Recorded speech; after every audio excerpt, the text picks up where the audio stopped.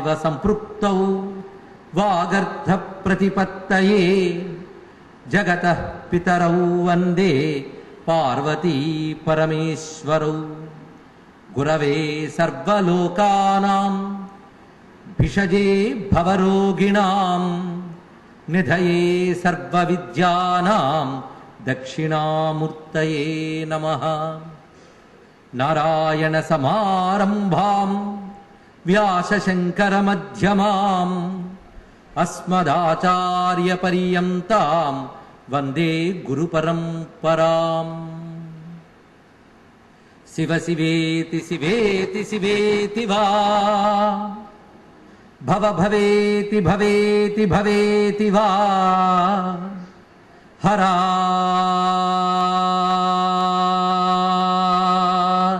హరేతి హరేతి హరేతి వా భజ మనః శివమేవ నిరంతరం భజ మనః శివమేవ నిరంతరం.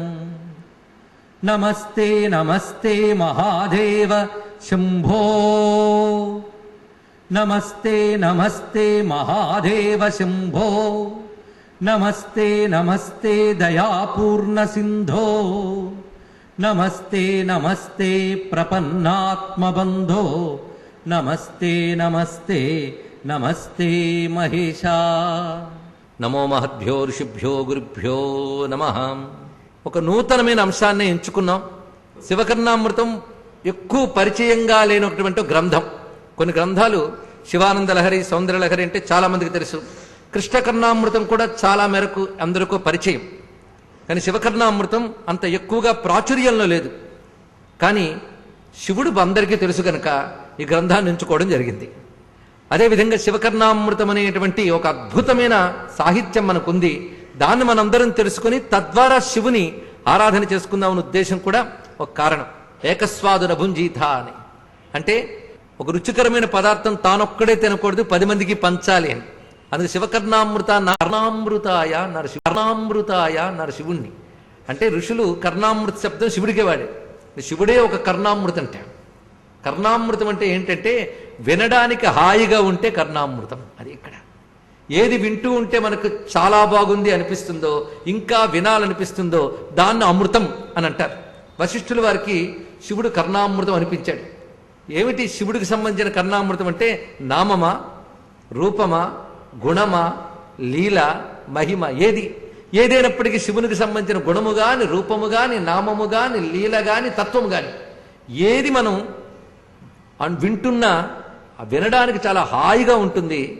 వినడం వల్ల కూడా అమృతం రావాలి. అమృతం అంటే మళ్ళీ 2 రకాల అర్థాలు ఉన్నాయండి. అమృతం అంటే ఆనందం కలిగించేదాన్ని అమృతం అంటారు. ఏది విసుగురాని ఆనందమో దాన్ని అమృతం అనాలి. అదొకటి ఉన్నది. కొన్ని వినగానే బాగుంటాయి, తర్వాత పర్వాలేదు అనిపిస్తే మరొకసారి ఎంతకన్నా విన్నామండి అనిపిస్తాయి. కానీ కర్ణామృతం అంటే అది కాదుట. అది వింటున్న కొద్దీ విసుగు రాకూడదు. అలాంటిది. అయితే విసుగురాని ఆనందం ఏదైనా ఉందా అని అడిగితే ప్రపంచం మీద విరక్తి పొందిన వాళ్ళని అడగాలి. అంతే.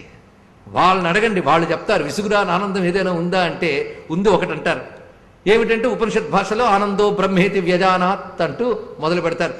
ఆనందం అనగా ఏమిటంటే పరబ్రహ్మయే ఆనందం. మిగిలినవన్నీ భ్రమానందాలు. పరబ్రహ్మతో లభించే ఆనందమే బ్రహ్మానందం అని వివరిస్తారు వాళ్ళు. ఆ పరబ్రహ్మని శివం అని భావన చేసినప్పుడు ఆ పరబ్రహ్మకి సంబంధించిన విషయాలన్నీ శివకర్ణామృతం అవుతాయి. ఆ పరబ్రహ్మని కృష్ణుడు అని స్తుతిస్తే అది కృష్ణకర్ణామృతం అవుతుంది. రామ అని స్తుతిస్తే రామకర్ణామృతం అవుతుంది. పరబ్రహ్మ ఒక్కడే. అందుకే శివ, రామ, కృష్ణ 3 కర్ణామృతాలు మనకి కర్ణామృతములే. 3 కూడా మహాత్ములై రచించారు. చిత్రం ఏంటంటే ఇది కేవలం స్తోత్ర కావ్యము, కవితా చమత్కారాలు మాత్రమే కాదు. ఇందులో ఉన్నది ఒక మహోపాసకులు, సిద్ధపురుషులు రచించినటువంటి శ్లోకములు ఇవి. అందుకే ఈ శ్లోకములు వింటున్నంతసేపు చెవులో పడితే చాలు, వాటి ఫలితం వాటుకుంటుంది. అలాంటి రమ్యమైనటువంటి శివకర్ణామృతంలోకి ప్రవేశిస్తున్నాం మనం. ఇప్పుడు చెప్పుకున్న కర్ణామృతము అనగా వినడానికి హాయిగా ఉండడం ఒకటి, వినడం వల్ల అమృతం లభించాలి. అమృతం అంటే ఏమిటాయి అంటే మరి మృతి లేని స్థితి అమృతం. మళ్ళీ జనన మరణ పరంపరలో పడనటువంటి మోక్షం ఏదైతే ఉందో దానికి వేదాంత పరిభాష అమృతం అని పేరు పెట్టింది. అందుకు వినడం చేతని అమృతత్వాన్ని ప్రసాదించగలిగే శక్తివంతమైన గ్రంథం గనక కర్ణామృతం. కవుల్లో 2 రకాలు ఉంటారు. ఊహించి భావించి చమత్కారంగా వ్రాసేవాళ్ళు ఒకరు, అనుభవించి దర్శించి దానిని ప్రదర్శించేటువంటి కవులు ఒకరు. ఈ రెండో వాళ్ళని ఋషులు అంటారు, మొదటి వాళ్ళని వ్యవహారంలో కవులు అనుకోవచ్చు. ఇప్పుడు శివకర్ణామృతం రచించిన వాడు అటువంటి మహర్షి. ఈయన పేరు కూడా చాలామందికి తెలియడం కష్టం. కానీ భారతదేశంలో పుట్టిన ప్రతి ఒక్కరూ కూడా తెలుసుకొని ప్రాతకాలం స్మరించదగినటువంటి మహాత్ముల్లో ఈయన ఒకడు. ఆయన పేరు అప్పయ్య దీక్షితులు అనేటువంటి మహానుభావుడు. చాలామంది సంస్కృతంతో కాస్త పరిచయం ఉన్న వాళ్ళైనా సంస్కృత వాంగ్మయంలో భారతదేశం గర్వించదగ్గ మహాపండితుడు అప్పయ్య దీక్షితుల వారిని అంగీకరిస్తారు. శివకర్ణామృతం చెప్పుకోబోతున్నాం. ఇది మొత్తం 368 శ్లోకాలు ఇందులో ఉన్నాయండి. 3 అధ్యాయాలు గ్రంథం ఇది. ఈ 3 అధ్యాయాలు కలుపుకుంటే 368 శ్లోకాలు. ఏమిటయ్యా ఇందులో ఉన్నదంటే శివుడు కనబడతాడు శివకర్ణామృతంలో, అంతే. విన్న వాళ్ళకి కనబడి తీరతాడండి. అది మొత్తం మీద శివుడిని చూడబోతున్నాం. ఆయన అనేక రూపాలు చూడబోతున్నాం. ఆయన తత్వాన్ని అనుభవించబోతున్నాం. అంత రమ్యంగా రచించాడు శివకర్ణామృత గ్రంథాన్ని ఆయన. ఈ రోజు నుంచి మనం శివకర్ణామృతం చెప్పుకోబోతున్నాం. మొట్టమొదటి శ్లోకం శ్రీకారంతోనే ప్రారంభిస్తున్నాడు. శ్రీ పార్వతీ సుకుచ కుంకుమ రజమాన వక్షస్థలాంచితమమేయ గుణ ప్రపంచం వందారు భక్తజన మంగళదాయకం తం వందే సదాశివమహం వరదం మహేశం. ఇక్కడ మనం ఎంపిక చేసుకుంటున్నాం మాత్రం మహిమాన్వితమై నిత్యపారాయణ యోగ్యమైన శ్లోకాలు ఎంపిక చేసుకుంటున్నాం. శ్రీ పార్వతీ సుకుచ కుంకుమ రాజమాన వక్షస్థలాంచితమమేయ గుణ ప్రపంచం. ఇది ప్రారంభించారు. ఇక్కడ స్వామి యొక్క వక్షస్థలాన్ని వర్ణిస్తున్నారండి. పరమేశ్వరుడి యొక్క వక్షస్థలం.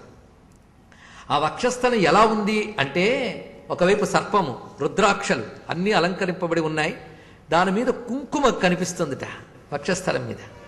ఆ కుంకుమ ఎక్కడిదయ్యా అంటే శ్రీపార్వతీ సుకుచ కుంకుమ అన్నారు. ఇక్కడ అమ్మవారి హృదయంపై ఉన్నటువంటి కుంకుమ అంటుకున్న హృదయంతో ఉన్న శివునికి నమస్కారం. ఇది చూపిస్తున్నాడు. ఏమి భావం చూడండి. ఇక్కడ అమ్మవారి వక్షస్థలముపై ఉన్న కుంకుమ అంటుకున్న శివుడి యొక్క హృదయం. ఏమిటి భావంలో ఉన్నటువంటి అంతరార్థం? కమలాకుచ చూచుక కుంకుమతో నియతారునితాతుల నీలతనో. ఇందులో ఏం చెప్తున్నాడు? అటువైపు వెంకటేశ్వరుడు మీ స్తోత్రం రచించిన వాడు ఆ మాటే అంటాడు, ఈయన అదే మాట అంటారు. ఏమిటి ఇందులో ఉన్నటువంటి మాట అనడంలో? ఇందులో ఒక అందం పరిశీలించారా? రాయబోతున్న శివకర్ణామృతం, కానీ మొట్టమొదటి పదం ఏదో చూడండి, శ్రీ పార్వతీ. అమ్మను ముందు తలుచుకున్నారు ఆయన. శ్రీ పార్వతి అది ప్రారంభం. శంకర భగవత్పాదుని ఒక్కసారి చూడండి. ఆయన తన సౌందర్యలహరి అమ్మవారి మీద రచించారు, కానీ మొదటి మాట మాత్రం శివ. తర్వాత శివశక్త్యాయుక్తో యద్భవతి శక్త ప్రభవితం అంటారు. కనకధార స్తోత్రం చూడండి, రచించింది లక్ష్మీదేవి మీద, కానీ మొట్టమొదట అంగం హరే. లక్ష్మీదేవి మీద చెప్తూ మొట్టమొదటి మాట హరి. లలితంబ మీద చెప్తూ మొట్టమొదటి మాట శివ. అంటే ఎవరి గురించి చెప్పబోతున్నారో వాళ్ళ గురించి కాక వాళ్ళ గురించి ముందు చెప్పాలి. అదొక సంప్రదాయం. ఆ విధంగా మహానుభావుడు సౌందర్యలహరి చెప్తూ మొట్టమొదటి శివశబ్దం వాడారు. మరి శివానంద లహరిలో బాధే లేదు, ఇద్దరిని కలిపి చెప్పాడు. కళాభ్యాం చూడాలని గురించి కళాభ్యాం, బాధే లేదు, ఇద్దరిని కలిపిశాడు ఆయన ద్వివచనంలో. పైకి కళాభ్యాం అన్నప్పుడు పంచదశి విద్యలో మొదటి అక్షరం పెట్టాడండి అక్కడ. అది పెద్ద రహస్యం అనుకోండి. మొత్తాన్ని శివుడి గురించి చెప్తూ ఉంటే అమ్మ పేరు మొదలు పెట్టడం, అమ్మ గురించి చెప్తూనే శివుడి పేరు చెప్పడం. ఇది శంకర సంప్రదాయం. మరి శంకరులు అంటే మహాప్రేమని మహానుభావుడు శివకర్ణామృతం ప్రారంభిస్తూ శ్రీ పార్వతి అన్నాడు. చెప్తున్నది మాత్రం శివుడి గురించే. శ్రీ పార్వతీ సుకుచ కుంకుమ. అమ్మవారి యొక్క వక్షస్థలానికి అంటిన కుంకుమ శివుడి వక్షస్థలానికి అంటిందిట. ఈ భావంలో ఉన్న అర్థం మనకు తెలుస్తున్నది. పరమేశ్వరుడు అమ్మవారిని ప్రీతిపూర్వకంగా హత్తుకున్నప్పుడు ఆ తల్లి హృదయంలో ఉన్న కుంకుమ ఈయన హృదయానికి కనిపిస్తుందిట. ఇప్పుడు మన అమ్మవారిని చూడకపోయినా శివుణ్ణి చూడగానే, ఆయన హృదయంలో ఉన్న కుంకుమను చూడగానే ఎవరు గుర్తొచ్చారు?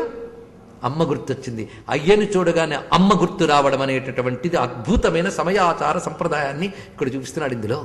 పైగా ఇందులో మనం పరిశీలిస్తే కుంకుమ, ఈ కుంకుమ అనేటువంటిది పూర్వకాలంలో శరీరంలో వివిధ మంగళకరమైన స్థలాల్లో అలంకరించుకునేవారిని దీన్ని బట్టి తెలుస్తుంది. అందుకే చతుర్భుజే చంద్ర కళావతాంసే కుచోన్నతే కుంకుమరాగశోణి అన్నాడు అక్కడ మహానుభావుడు చెప్తూ. ఇక్కడ ఆ కుచోన్నతే కాళిదాస్ మహాకవి కూడా వర్ణించాడు ఇక్కడ. ఎందుకంటే జగన్మాత, ఆ జగన్మాత యొక్క వక్షస్థలం అనగా సూర్యచంద్రాత్మకమైన తత్వం అది. సూర్యచంద్రౌ స్తనౌ దేవ్యా తావేవ నయనే శృతౌ. ఇక్కడ ఇదే చెప్తున్నారు శాస్త్రవాక్యం. సూర్యచంద్రులు అమ్మవారికి స్తనవు వక్షస్థలము, వాళ్లే నయనములు. ఉభౌ తాటంక యుగళం, అవే తాటంకములు. ఇత్యేష వైదికీ శృతి అని ప్రమాణం మనకి ఇక్కడ. సూర్యచంద్రులు, ఎందుకంటే అమ్మవారు ఒక స్త్రీమూర్తి కాదు, మాంసమయమైన శరీరం కాదు. ఆవిడ విరాట్ విగ్రహ, విశ్వశరీరిణి. అమ్మవారు విశ్వశరీరిణి అయినప్పుడు సూర్యచంద్రులు ఆ తల్లికి వక్షస్థలమునందున్నారు అని చెప్పారు. ఎందుకు అలా చెప్పారు అంటే సూర్యచంద్రుడి వల్లే ప్రపంచమంతా ఆహారాన్ని పొందుతుంది. ప్రపంచ అమ్మ స్వరూపమైనప్పుడు అన్నం పెడుతున్న అమ్మ సూర్యచంద్రులు పిల్లలకి ఆహార స్థానాలు కనుక పిల్లలమైన మనకి విశ్వశరీరమైన అమ్మవారి యొక్క ఆహార స్థానం ఏమైంది? స్తన్యస్థానం. ఆ పవిత్రమైనటువంటి సూర్యచంద్రులు. అది రహస్యం. ఈ సూర్యచంద్రుల్లో ఉండే కాంతి లక్షణం ఏదైతే ఉందో, కాంతి లక్షణం ఎప్పుడైనా ఎరుపండి. చంద్రుల్లో కూడా ఎరుపు మీకు తెలుసా? కాళిదాసు కవిత్వంలో కనబడుతుంది. ఎరుపు కాంతి యొక్క ప్రథమ అభివ్యక్తి, ఇది ఫస్ట్ మేనిఫెస్టేషన్. వర్ణానాం ఆద్యం లోహితం. ఇంత వ్యాఖ్యానం ఎందుకు చెప్తున్నామంటే దీని లిటరరీ మీనింగ్ చాలదు. అందుకోసం వర్ణానాం ఆద్యం లోహితం అని ఉపనిషత్తు చెప్తోంది. రంగుల్లో మొదటి ఎరుపుట. మీరు ఒక్కసారి పరిశీలించండి. మొట్టమొదటి సూర్యుడు ఉదయించినప్పుడు ఎలా ఉంటాడు? ఎర్రగా ఉంటాడు. ఒకవేళ తెల్లవారుజామున లేచి అలవాటు పొరపాటున ఉంటే. అలాగే చంద్రోదయాల్లో కూడా అరుణిమని దర్శించవచ్చు. ఇది భాగవతంలో చంద్రోదయ వర్ణంలో చూపిస్తాడు స్పష్టంగా. ఆ అరుణవర్ణాన్ని, చంద్రుడికి అరుణవర్ణాన్ని చూపించాడు మొట్టమొదటి ఉదయించేటప్పుడు. అరుణవర్ణం ఉంటుంది. అరుణవర్ణం కుంకుమ వర్ణం. అది సూర్యచంద్రుల యొక్క ప్రథమ అభివ్యక్తి ఏదైతే ఉందో అది కుంకుమ వర్ణంగా చెప్పబడుతున్నది ఇక్కడ. అంటే అమ్మవారి వక్షస్థల స్థానం అంటే జగత్తుని పోషించే స్థానం. అలాగే హృదయస్థానం. ఎవడైనా నా హృదయంలో లేదండి ఇక్కడే చేయబడతాడు. హృదయస్థానం. అమ్మవారి హృదయస్థానంలో ఉన్న కుంకుమ అది చూపిస్తున్నారు ఇక్కడ. అలా కుంకుమ అంటే ఎరుపు కదా. ఎరుపు దేనికి సంకేతమయ్యా అంటే ప్రేమకు సంకేతం అన్నారు, అనురాగానికి సంకేతం. అందుకే అమ్మవారి వక్షస్థలంలో కుంకుమ శివుడు వక్షస్థలానికి అంటింది అంటే అమ్మవారి హృదయంలో ఉన్న ప్రేమ శివుని హృదయంలో ప్రవేశించి ఆ శివుడిలో శివశక్తుల ఉభయ ప్రేమ కలిసి కనిపిస్తోంది. ఇది అర్థం ఇక్కడ చూపిస్తున్నాడు. ఎంత అద్భుతమైన భావాన్ని ఆవిష్కరించారు చూడండి ఇక్కడ. అమ్మ హృదయంలో ఉన్న ప్రేమని కుంకుమగా సంకేతించారు. దీన్ని సంకేత భాష అంటారు ఇక్కడ.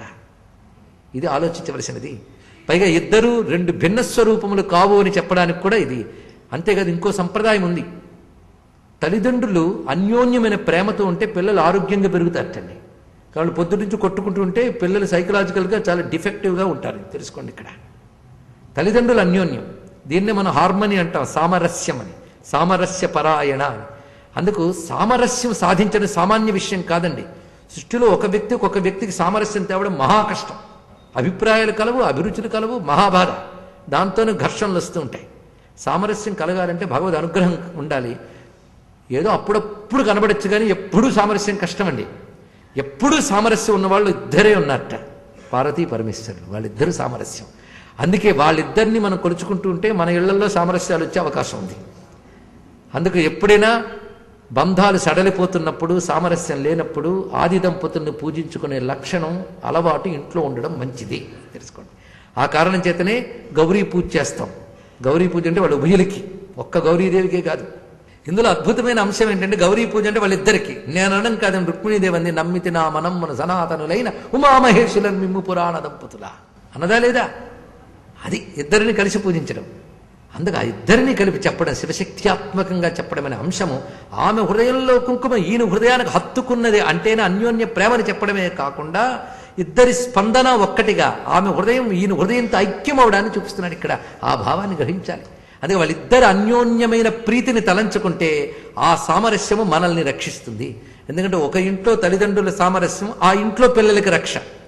ప్రపంచమైన ఇంటికి తల్లిదండ్రులైన పార్వతీ పరమేశ్వరుల సామరస్యం ప్రపంచానికి రక్ష. ఇది తెలుసుకోవాల్సింది.